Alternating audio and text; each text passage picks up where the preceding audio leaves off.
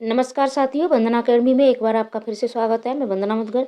तो आज मैं आपके लिए सीटेट की सीडीपी की पेडागोजी के प्रश्न लेके आई हूँ और ये प्रीवियस ईयर्स का प्रश्न पत्र है। इसे आज हम सॉल्व करेंगे और डेली चैनल पर आपको सीटेट के लिए क्लासें मिल रही है, चाहे हिंदी हो, सीडीपी हो और पेपर 2 के लिए आपको एसएसटी हो। सारी क्लासें आपको बिल्कुल फ्री में मिल रही हैं।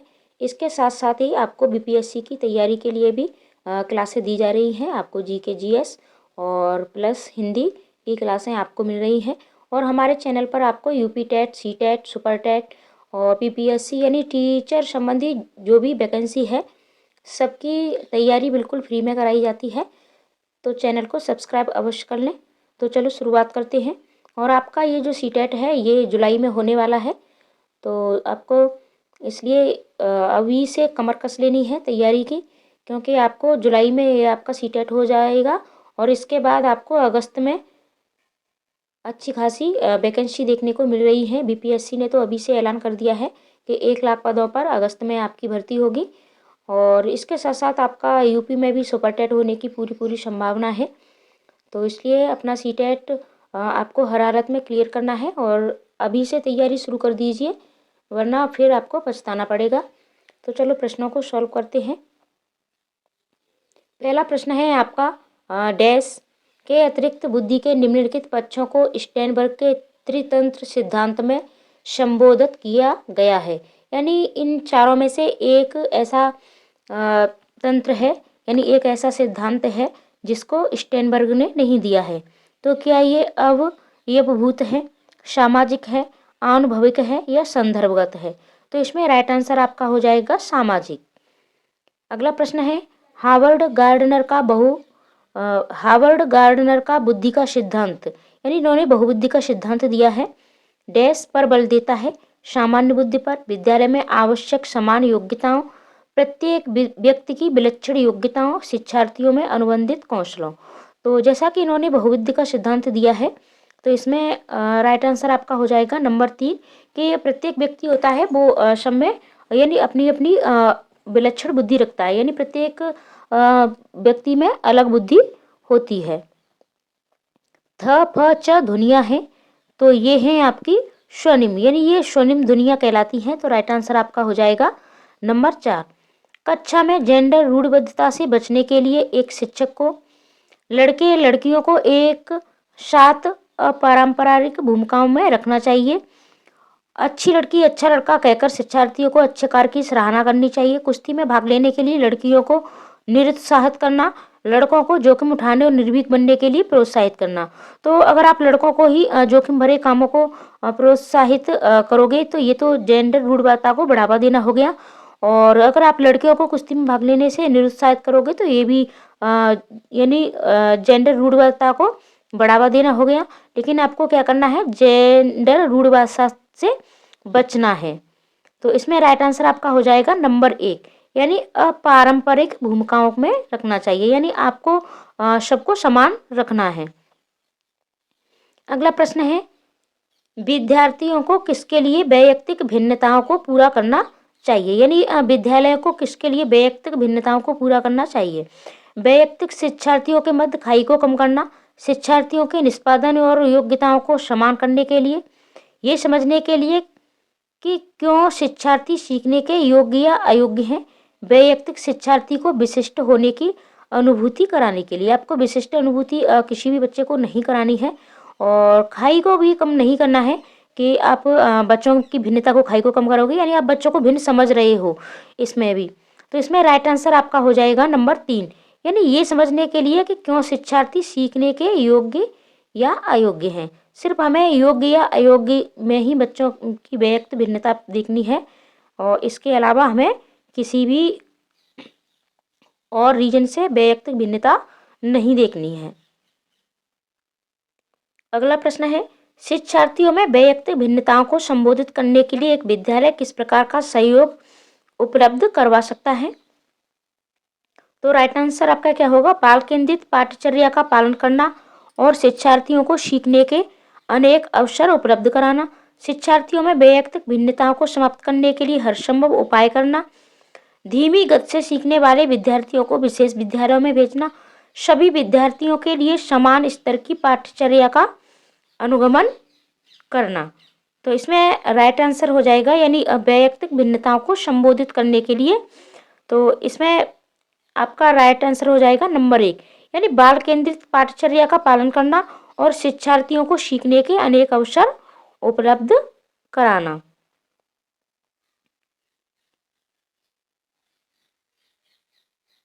अगला प्रश्न है, सतत और व्यापक मूल्यांकन डैश पर बल देता है।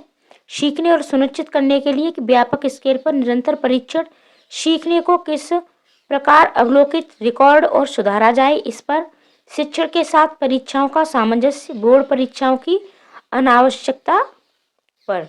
तो इसमें राइट आंसर आपका हो जाएगा नंबर 2 यानी सीखने को किस प्रकार अवलोकित, रिकॉर्ड और सुधारा जाए। अगला प्रश्न है, विद्यालय आधारित आकलन शिक्षा बोर्ड की जवाबदेही को कम कर देता है, सार्वभौमिक राष्ट्रीय मानकों की प्राप्ति में बाधा उत्पन्न करता है, परिचित वातावरण में अधिक सीखने की सभी शिक्षार्थियों की मदद करता है, शिक्षार्थियों और शिक्षकों को अगंभीर और लापरवाह बनाता है। तो राइट आंसर आपका हो जाएगा नंबर 3 यानी परिचित वातावरण में अधिक सीखने में सभी शिक्षार्थियों की मदद करता है। अगला प्रश्न है, सीखने की तत्परता डैश की ओर संकेत करती है। शिक्षार्थियों का सामान्य योग्यता स्तर, सीखने के सातत्यक में शिक्षार्थियों का वर्तमान संज्ञानात्मक स्तर, सीखने के कार्य की प्रकृति को संतुष्ट करने, थॉर्नडाइक का तत्परता का नियम। तो इसमें राइट आंसर आपका हो जाएगा नंबर 2 यानी सीखने के सातत्यक में शिक्षार्थियों का वर्तमान संज्ञानात्मक स्तर। जब तक शिक्षार्थियों का क्या संज्ञानात्मक स्तर है, यही सीखने की तत्परता होती है। अगला प्रश्न है, एक शिक्षिका की कक्षा में कुछ शारीरिक विकलांगता वाले बच्चे हैं, निम्नलिखित में से उसके लिए क्या कहना सबसे उचित होगा। यानी जो शारीरिक विकलांगता वाले बच्चे हैं उनको वो क्या कह के संबोधित करे। पहिया कुर्सी वाले बच्चे हॉल में जाने के लिए अपने समवयस्क साथी बच्चों से मदद ले सकते हैं। शारीरिक रूप से असुविधाग्रस्त बच्चे कक्षा में ही कोई वैकल्पिक गतिविधि कर सकते हैं। मोहन खेल के मैदान में जाने के लिए आप अपनी बैसाखियों का प्रयोग क्यों नहीं कर सकते। पोलियोग्रस्त बच्चे अब एक गाना प्रस्तुत करेंगे। तो इस तरीके से आप बच्चे को मतलब उसकी जो शारीरिक विकलांगता है उससे संबोधित नहीं कर सकते हैं। तो राइट आंसर आपका हो जाएगा नंबर 3। अगला प्रश्न है, के यानी डैश के अतिरिक्त निम्नलिखित सभी के कारण अधिगम अक्षमता उत्पन्न हो सकती है। यानी के अतिरिक्त का अर्थ होता है कि इसमें से एक ऐसा ऑप्शन है कि जो अधिगम अक्षमता उत्पन्न जिससे नहीं होती है। तो इसमें आपका राइट आंसर हो जाएगा सेरेब्रल डिसफंक्शन, संवेगात्मक विघ्न, व्यवहारगत विघ्न, और नंबर 4 है सांस्कृतिक कारक। तो राइट आंसर आपका हो जाएगा नंबर 4 यानी जो सांस्कृतिक कारक है तो ये अधिगम अक्षमता उत्पन्न इससे नहीं हो सकती है और ये सारी हमारी बीमारियां होती हैं। अगला प्रश्न है, एक समावेशी विद्यालय की बात हो रही है। शिक्षार्थियों की क्षमताओं की परवाह किए बिना सभी के अधिगम परिणामों को सुधारने के लिए प्रतिबद्ध होता है, शिक्षार्थियों के मध्य अंतर करता है और विशेष रूप से सक्षम बच्चों के लिए कम चुनौतीपूर्ण उपलब्धि लक्ष्य निर्धारित करता है। ये आपका नहीं होगा, इसमें आपके नेगेटिव पॉइंट हैं क्योंकि आपको बच्चों के बीच अंतर भी नहीं करना है और सिर्फ सक्षम बच्चों के मतलब बच्चों के लिए कम चुनौतीपूर्ण उपलब्धि निर्धारित भी नहीं करनी है आपको। विशेष रूप से योग्य शिक्षार्थियों के लिए अधिगम परिणामों को सुधारने के लिए विशिष्ट रूप से प्रतिबद्ध होता है, ये भी आपका नेगेटिव पॉइंट है क्योंकि आपको यानी एक तरीके के बच्चों के लिए ऐसा कुछ भी नहीं करना है। विशिष्ट शिक्षार्थियों की निर्योग्यता के अनुसार, ये भी आपका इसमें भी नेगेटिव पॉइंट है क्योंकि आप बच्चों को निर्योग्यता के अनुसार उनकी सीखने की आवश्यकताओं को निर्धारित नहीं कर सकते हैं। तो राइट आंसर आपका हो जाएगा नंबर 1 शिक्षार्थियों की क्षमताओं की परवाह किए बिना सभी के अधिगम परिणामों को सुधारने के लिए प्रतिबद्ध होता है। यानी ये सभी के अधिगम के परिणामों को सुधारने के लिए प्रतिबद्ध होता है। अगला प्रश्न है, प्रतिभाशाली शिक्षार्थी है तो इसमें आपको ऐसे सहयोग की आवश्यकता होती है जो सामान्यतः विद्यालयों द्वारा उपलब्ध नहीं कराए जाते। शिक्षक के बिना अपने अध्ययन को व्यवस्थित कर लेते हैं, ऐसा बिल्कुल भी नहीं है। इन्हें भी शिक्षक की ज़रूरत होती है। अन्य शिक्षार्थियों के लिए अच्छे मॉडल बन सकते हैं, ऐसा भी नहीं है। अधिगम निर्योग्य नहीं हो सकते, ये अधिगम निर्योग्य भी हो सकते हैं। तो राइट आंसर आपका हो जाएगा नंबर 1, यानी ऐसे सहयोग की आवश्यकता होती है जो सामान्यतः विद्यालयों द्वारा उपलब्ध नहीं कराए जाते। यानी जो प्रतिभाशाली बच्चे होते हैं तो उनको आगे बढ़ने के लिए विद्यालय सहयोग दे सकता है, लेकिन ज़्यादातर ये विद्यालयों में उपलब्ध नहीं होते हैं। अगला प्रश्न है, डैश के कारण प्रतिभाशाली होती है? आनुवंशिक संरचना, वातावरणीय अभिप्रेरणा, 1 और 2 का संयोजन, मानव सामाजिक कारकों। तो इसमें राइट आंसर आपका हो जाएगा नंबर 3, यानी जो प्रतिभाशालिता होती है तो ये आनुवंशिक और वातावरणीय, ये दोनों के प्रभाव से होती है। अगला प्रश्न है, बच्चों में सीखने और सुनने के लिए अधिगम योग्य वातावरण के लिए निम्नलिखित में से कौन उपयुक्त है? एक लंबे समय के लिए निष्क्रिय आपको बच्चों से कभी भी कोई भी एक्टिविटी नहीं करवानी है। गृह कार्य भी आपको नहीं देना है, निरंतर गृह कार्य देते रहना, ये भी नहीं करना है। सीखने वाले द्वारा व्यक्तिगत कार्य भी नहीं आपको बच्चे से करवाना है। आपके तीनों ऑप्शन कट गए हैं, तो बचा आपका नंबर 4। अब इसको भी देखते हैं। शिक्षार्थियों को कुछ ये छूट देना कि क्या सीखना है और कैसे सीखना है, यानी स्वयं से बच्चे को आप छूट देनी चाहिए। अगला प्रश्न है, गतिक कौशलों में अधिगम निर्योग्यता डैश कहलाती है? Dyspraxia, dyscalculia, dyslexia, dysphagia. तो डिसकैल्कुलिया आपकी गणित से संबंधित होती है, डिसलेक्सिया आपकी ये पठन से संबंधित होती है, डिस्फेजिया ये मौखिक विकारों से संबंधित होती है, और ये तो इसमें आपका राइट आंसर है नंबर 1 डिस्प्रैक्सिया, यानी अधिक थकान के कारण जब मांसपेशियों बच्चा यानी थक जाता है तो इससे जो सूक्ष्म गतिक कौशल होते हैं वो बच्चे के प्रभावित हो जाते हैं। अगला प्रश्न है, अधिगम निर्योग्यता डैश है? एक स्थिर अवस्था है, चर अवस्था है, जरूरी नहीं कि कार्य पद्धति की हानि करे, समुचित निवेश के साथ सुधार योग्य नहीं होती है। तो इसमें राइट आंसर है कि यह एक चर अवस्था है। अगला प्रश्न है, डैश के अतिरिक्त निम्नलिखित समस्या समाधान की प्रक्रिया के चरण हैं? समस्या की पहचान, समस्या का छोटे हिस्सों में बांटना, संभावित युक्तियों को खोजना, परिणामों की व्याख्या करना। तो यानी इसमें से एक समस्या समाधान की प्रक्रिया का चरण नहीं है, तो समस्या की पहचान भी आपको करनी है, ठीक है, और संभावित युक्तियों को भी आपको खोजना है, और परिणामों की आशा भी आपको करनी है कि समस्या का समाधान हुआ है या नहीं हुआ है। तो राइट आंसर आपका हो जाएगा कि समस्या को छोटे हिस्सों में बांटना। ये कोई चरण नहीं है कि आप उस समस्या को छोटे चरणों में बांटें या नहीं बांटें, ठीक है। तो ये मतलब टीचर के लिए नहीं है। टीचर जब कोई शिक्षण विधि का प्रयोग करता है, बच्चों को पढ़ाता है, तो तब वो परिणामों की आशा नहीं करेगा, लेकिन जब बच्चे की समस्या का समाधान करेगा तो फिर परिणाम की आशा उसे करनी पड़ेगी। अगला प्रश्न है, एक शिक्षक को शिक्षार्थियों द्वारा की गई त्रुटियों को एक भयंकर भूल के रूप में लेना चाहिए और प्रत्येक त्रुटि के लिए गंभीर टिप्पणी देनी चाहिए। शिक्षार्थी कितनी बार गलती करने से बचता है, इसे सफलता के माप के रूप में लेना चाहिए। जब शिक्षार्थी विचारों को संप्रेषित करने की कोशिश कर रहे हों तो उन्हें ठीक नहीं करना चाहिए। व्याख्यान पर अधिक ध्यान देना चाहिए और ज्ञान के लिए आधार उपलब्ध कराना चाहिए। तो इसमें आपका राइट आंसर क्या होगा?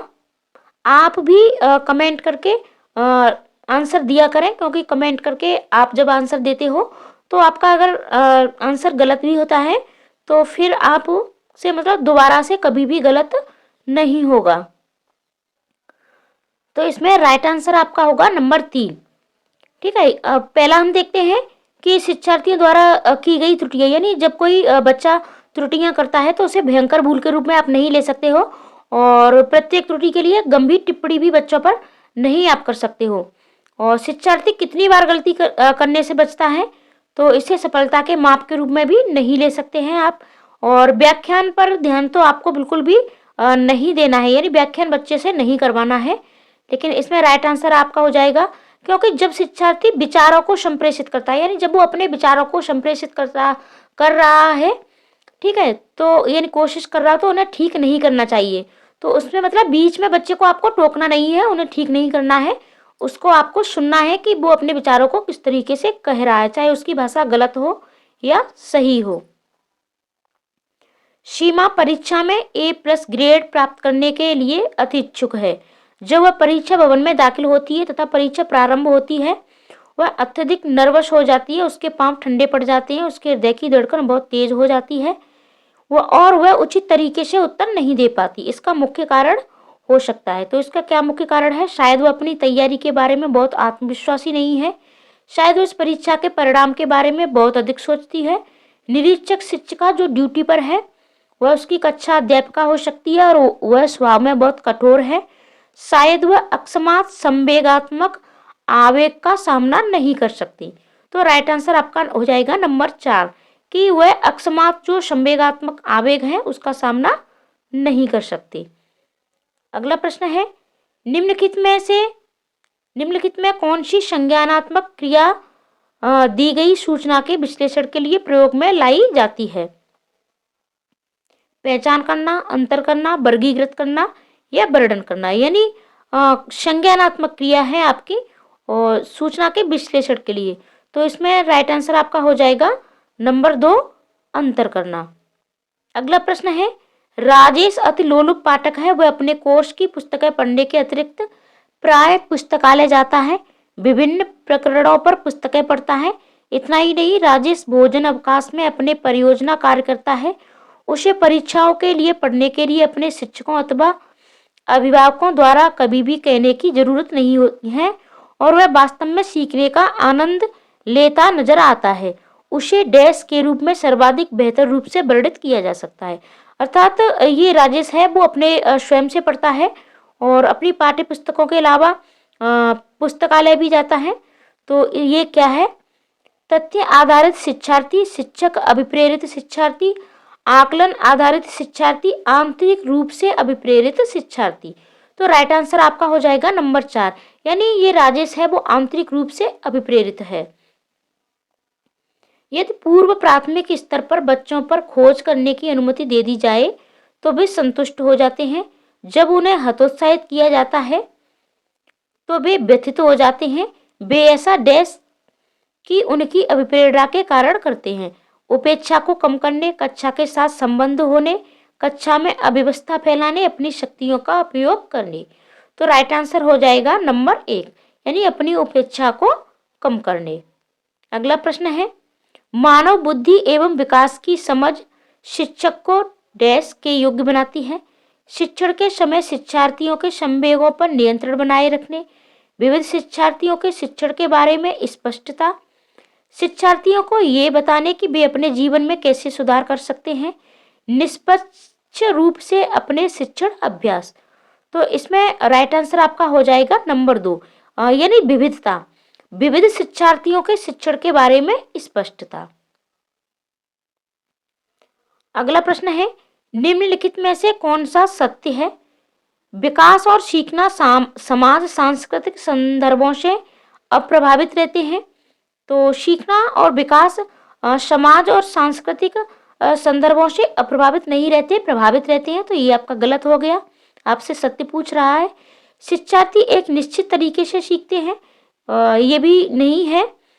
खेलना संज्ञान और सामाजिक दक्षता के लिए सार्थक है। शिक्षक द्वारा प्रश्न पूछना संज्ञानात्मक विकास में बाधक है। तो ये भी आपका नहीं है। और शिक्षार्थी यानी एक निश्चित तरीके से भी नहीं सीखते हैं। ये तीनों में आपका नेगेटिव पॉइंट मिल गया। तो बचा आपका नंबर 3, यानी खेलना संज्ञान और सामाजिक दक्षता के लिए एक सार्थक भूमिका निभाता है।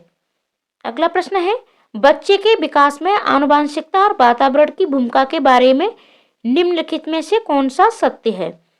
तो समवयस्कों और पितृक का सापेक्ष योगदान योगात्मक नहीं होता।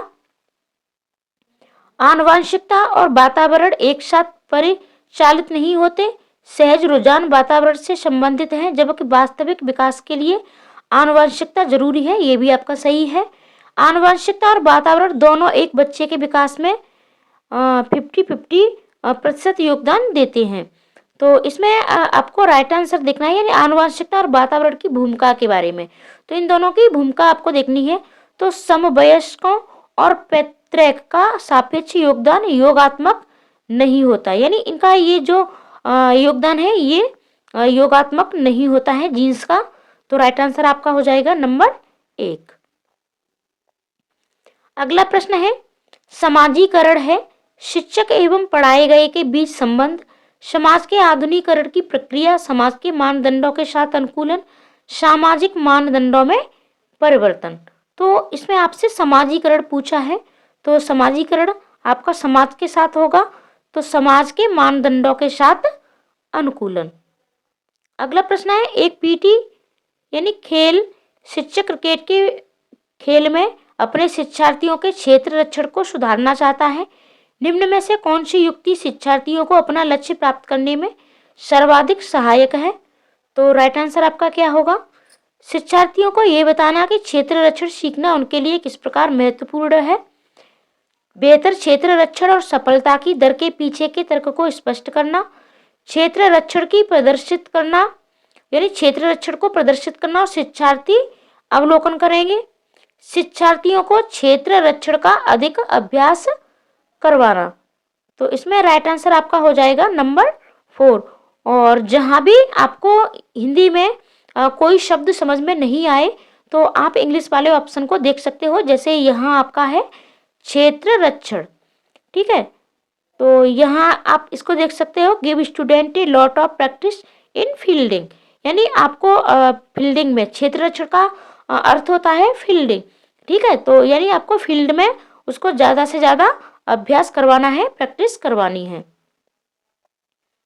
अगला प्रश्न है, एक शिक्षिका अपने शिक्षार्थियों की इस रूप में मदद करना चाहती है कि वे एक स्थिति की अनेक दृष्टिकोणों की सराहना कर सकें। वह विभिन्न समूहों में एक स्थिति पर वाद विवाद करने के अनेक अवसर उपलब्ध कराती है।